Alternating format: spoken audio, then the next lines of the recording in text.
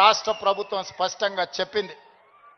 ఇవాళ మిత్రులారా, ఈ వేదిక మీద ఉన్న మేమెవ్వరం పెద్ద పెద్ద బ్యాక్గ్రౌండ్ల నుంచి వచ్చిన వాళ్ళం కాదు.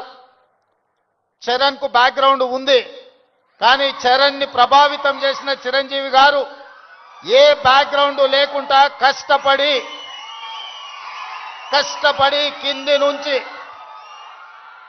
ఈరోజు దేశమే గర్వించదగ్గ ఒక్క మహానటుడుగా ఈరోజు ఒక్క మంచి మనిషిగా గుర్తింపు పొందిండు అని అంటే దాదాపుగా 50 సంవత్సరాల నిరంతర శ్రమ, కఠోరమైన దీక్షతోని వాళ్ళు రాణించగలిగినారు. వాళ్ళు కఠోరమైన కష్టాలను ఎదుర్కొని, కష్టాలు వచ్చినా, ఇబ్బందులు ఎదురైనా, అవమానాలకు లోనైనా ఏ రోజు కూడా బాధతో కుంగిపోలేదు.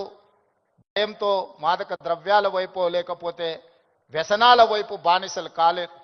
నిటారుగా నిలబడి వాటిని ఎదుర్కొని ఈరోజు ప్రపంచానికే ఆదర్శంగా నిలబడే విధంగా ఈరోజు వాళ్ళు రాణించారు. మరి